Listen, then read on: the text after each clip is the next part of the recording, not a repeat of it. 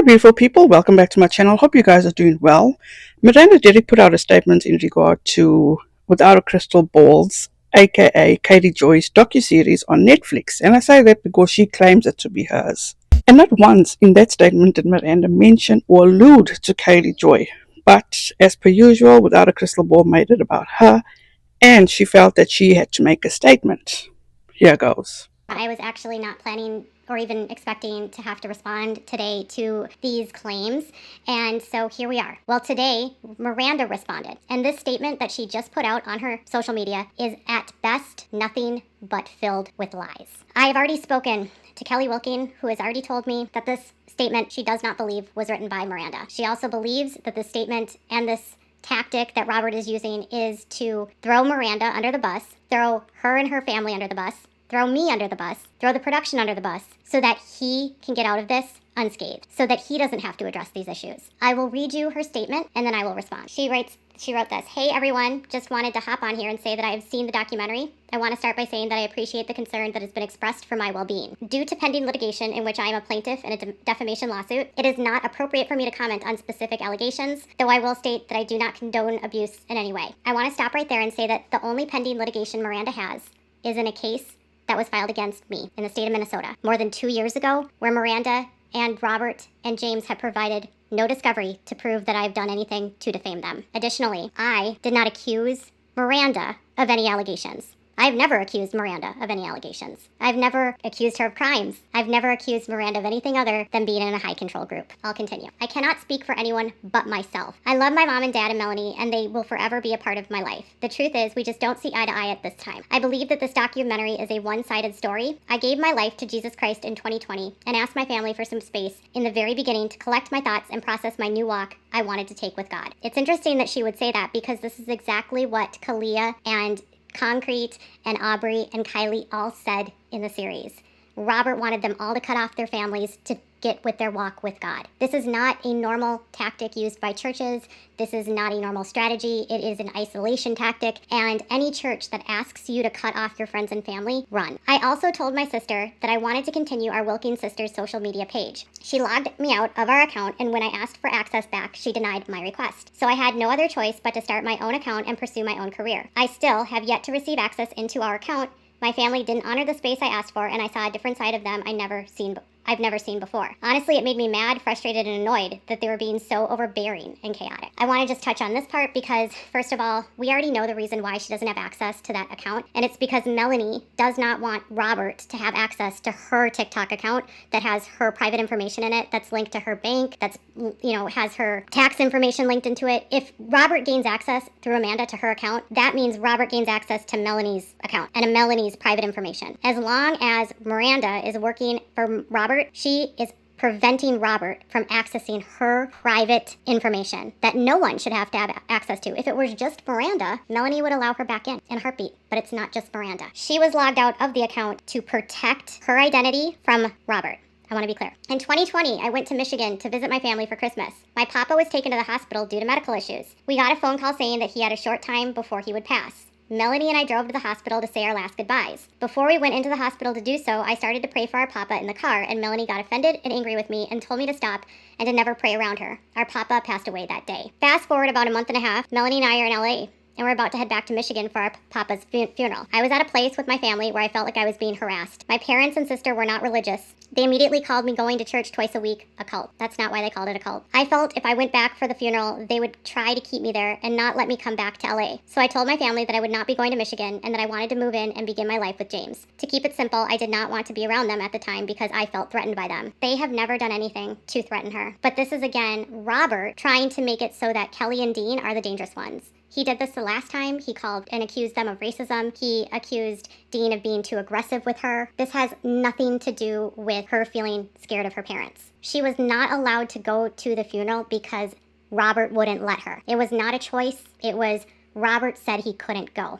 She couldn't go. I have been getting together with them over these past couple years to make amends, move on, and work things out as a family. This documentary has created a further challenge between us as I work to overcome the public attack. No one likes to be portrayed as they're brainwashed, not in control of their life, when that just isn't the truth. First of all, Robert is the one that will view this as an attack, not Miranda. No one is actually attacking Miranda. And if you are attacking Miranda, stop.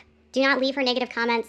This isn't Miranda writing this. This is Robert. And when I'm saying everything today, this is not to me. This is not to Miranda. This is to Robert. Robert is the one that is feeling attacked rightfully because what happened in the series and what he has done to people has caused harm. And to try to escape consequences, in my opinion, Robert Shin is going to try to make it everyone else's fault and that he is the victim. A tactic often used by narcissists is called Darbo, where they switch victim and perpetrator. So he becomes the victim and we are the perpetrators. He is doing that. Then he attacks the victims, and then the victims will apologize to him. We will not apologize, at least I won't, to Robert Shin. I will add that I would have preferred that my family's circumstances remain private. I'm forced and feel like I have no other choice but to defend myself because of all of this. I can't convince anyone to believe anything. I'm just a woman trying to live my life. I'm not a victim. I'm not in any harm. I'm not being abused. I've never asked my family or anyone else to help me in any way. Respectfully, what I choose to do with my life is up to me. As I take time to process and reflect on the situation, I would appreciate your continued support. Unfortunately, with regard to her not believing that she's a victim, not believing that she's been abused, she's in a world right now where Robert has desensitized them to believe that, like, evil is good and good is evil. A common tactic used by most cult leaders. It's like the ends justify the means. It's okay if some bad things happen if the good outweighs that. She has been told over and over and over again, if she doesn't do what he says and follow his rules and obey and submit to the mentors and to him, she will go to hell. She will lose her salvation. Her family will go to hell. She will lose job opportunities. She will be isolated from her friends. She will not be allowed to go to church. She will lose the opportunity to participate in Bible studies. If she doesn't obey and submit, she can't get what she needs and what she wants. And what she needs and wants is to please Robert because she wants to go to heaven. She doesn't want to go to hell. She doesn't want her family to go to hell. And she also wants to work. Kelly and Dean and Melanie will all tell you that Miranda is a people pleaser. Very, very, very driven and incredibly talented, but also loves to make people happy. And as a part of that, she is willing to do whatever she needs to make that person happy. Robert is using that against her. Robert is using her eagerness and her desire to be the best for herself and to please others as a weapon against her. And he's now weaponizing Miranda against her parents. And as much as her parents didn't want to do this, I can say for certain they didn't feel like they had any other options. And I know Kelly, Dean, and Melanie personally. I've spent more than 2 years getting to know them. They are the kindest, most loving, gentle people you will ever meet. They are the most accepting and kind people you will ever meet. And even after this statement today, they will still take Miranda back and help her when she wants to get out. They will not pass judgment on her. They will offer a home for her to stay, to recoup, to get her life back on track. They will help her with any services. If she needs therapy, they will get her any help that she needs, and any place they will go. If she calls, they will pick her up. But you can't, this isn't about Miranda, it's about Robert. Robert wants to win. He wants Miranda to work. He wants to be profitable. All of this impacts his bottom line. All of this impacts his reputation and his possible freedom. Robert is going to very likely file lawsuits probably against the production, maybe. He will very likely continue to use Miranda and weaponize her against her family. And sadly, it's at the detriment of Miranda. And so I ask all of you that when you see her say these words and you hear her and you think that she wrote those words, please remember that is not her. That is programming and that is Robert. Please remember what you heard in the series from Kylie about how everything is controlled by the mentors. Remember what Aubrey said, that if you want to buy a pair of shoes, you need to get permission. They are told they must submit and obey. And Miranda is being used by Robert to fight his battles. And the fear for so many of us that do think she's talented and want her to get out is that this is a huge embarrassment for her. Because all this does is make her look bad. It's going to tarnish her reputation and it's going to ruin her brand. If she's in the middle of a fight about a cult, no one will work with her. It's going to make her look weak. It's going to make her look incapable. It's going to make her look vindictive. I mean, I'm already seeing comments from people that they don't like her because of this statement. Robert's brand of Christianity is one of the most ugly forms of Christianity I've ever witnessed. The lasting impact that he has on people and the harm that he causes and the personalities that these people take on are not their personalities. They take on Robert's personality. And Robert is not, in my opinion, a nice guy. Robert is vindictive. Robert is controlling. Robert is angry. Robert is competitive. Robert wants to win. Robert has no morals. Robert has no ethics. Robert has no problem insulting and criticizing and attacking and maligning and defaming and degrading people. He has no problem passing the blame onto everyone else but himself. Robert will deny everything in the series. He will deny he wrote the statement by Miranda. He will deny that he told Miranda to do this.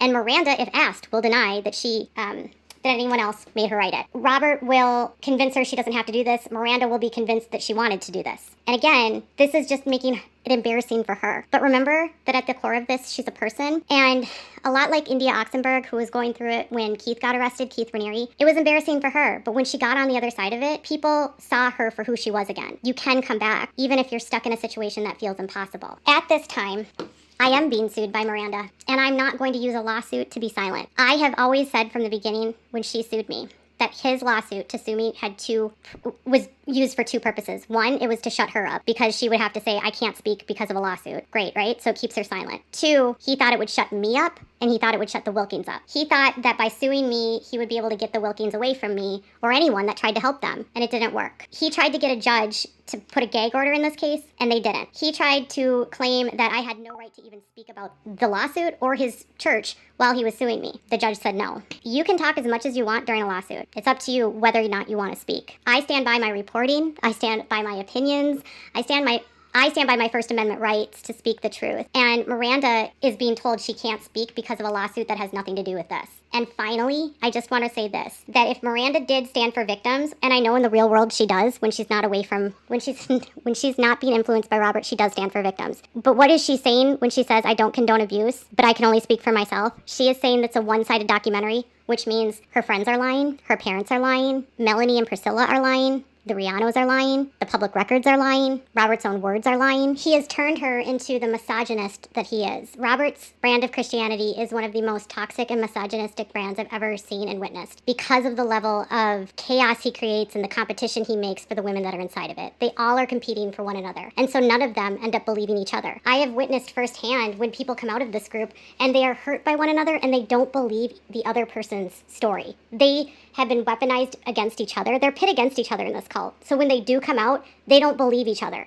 So for Miranda not to believe Kylie is what he was doing in the cult. He will say, she's a liar, that didn't happen, she misunderstood me, because she and Kylie were competitive. They were all striving for the same finite resources. Miranda is doing what the victims in this cult do when they get out and when they're in. They blame everyone and they accuse everyone else, and then they all claim they're not the victim, or if they are the victim, they have the most trauma. Because in his cult, it is a competition, but it's not a competition. And here's the thing, in Miranda's real world, she would believe her friends. She would never side with an abuser, and she would never stand with someone accused of R or SA. She would never put her career on the line in such a severe way. What she's doing and what he's doing to her right now is career ending. Brands are not going to want to work with her. Companies will not hire her. She will not be cast. She will be nobody if she stays with him. Something her mom told me the other day is, now is the time for you to get out before it gets worse, because at some point you can't come back. And the longer you stay, the harder it is going to be to recover. You don't want to be in his group when he does maybe get arrested and he does go to trial and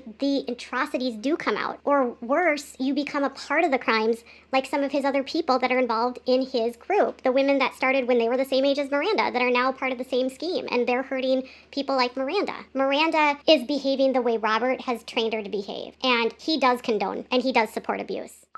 He does. That's my opinion. I believe that Robert supports that. I believe that Robert doesn't care that he hurts the women. I believe that he doesn't care that he's hurting Miranda. You know, Robert is going to blame his wife. His son has already told me, Conrad, that when this all goes down, and if it blows up in flames, and if he loses the lawsuits, and if he's arrested, he will blame his wife and he will blame Shirley, the two women that he groomed from the time they were teenagers to do his dirty work. He will take no responsibility. He will throw anyone and everyone under the bus. And now is the time for everyone to stop believing Robert. Don't send Miranda hate. This lawsuit and her lawsuit against me is not the problem. I am not the problem. The Wilkins are not the problem. The only problem is Robert Shin. You weren't expected to respond. Nobody wanted you to respond. There was no need for you to respond.